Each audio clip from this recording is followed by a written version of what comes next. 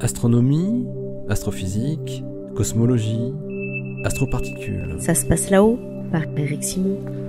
Voilà une découverte qui va dans le même sens que ce que je vous relatais hier, ici même. Quelque chose cloche dans la formation des planètes au sein des disques protoplanétaires. Cette nouvelle découverte, obtenue là encore avec ALMA, montre la présence de pas moins de 4 planètes gazeuses de type Jupiter et Saturne au sein du disque protoplanétaire d'une étoile qui n'a que 2 millions d'années seulement.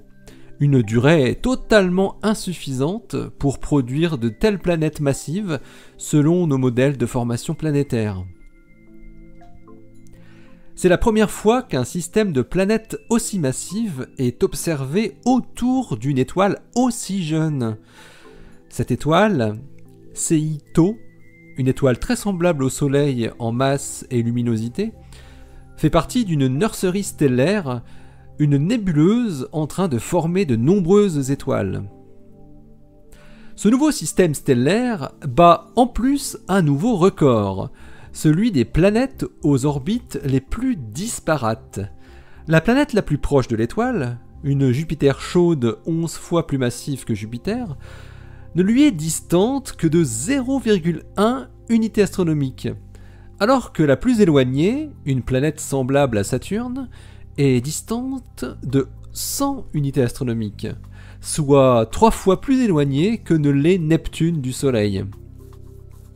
Une telle dispersion pose en elle-même des questions aux spécialistes sur comment ce système a pu se former.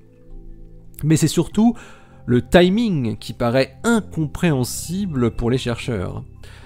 CI-TO, qui est située à 500 années-lumière, n'a que 2 millions d'années.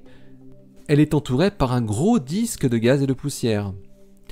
La première Jupiter chaude orbitant CI-TO avait été détectée en 2016 et avait déjà soulevé une certaine émotion. Comme la plupart des Jupiters chaudes, son existence a longtemps questionné les astronomes car elle ne devrait pas pouvoir se former là où elle se trouve, aussi près de son étoile.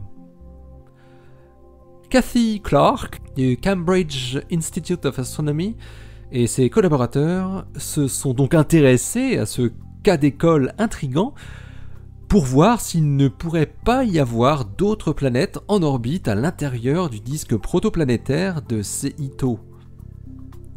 Ils ont pour cela étudié l'émission infrarouge du disque avec le réseau ALMA.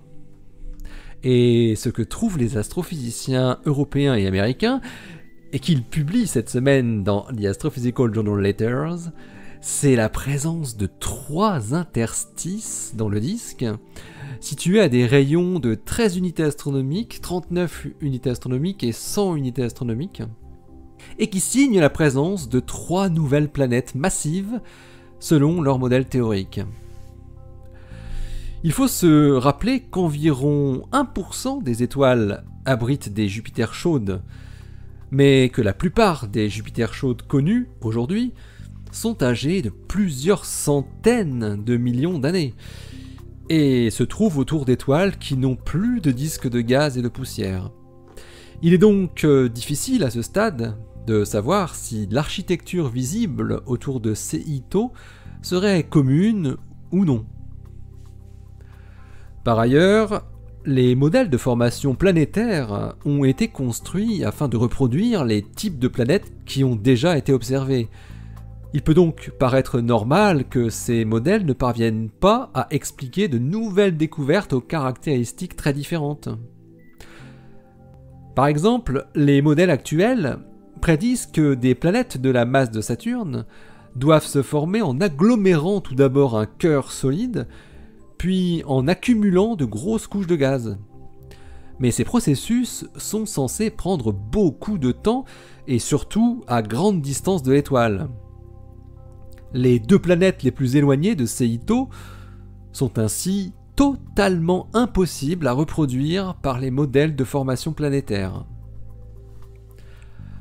Le système de Seito va certainement être étudié encore plus en détail dans les mois et les années qui viennent, dans de nombreuses longueurs d'onde, pour mieux connaître les propriétés de ce disque protoplanétaire et de ses planètes.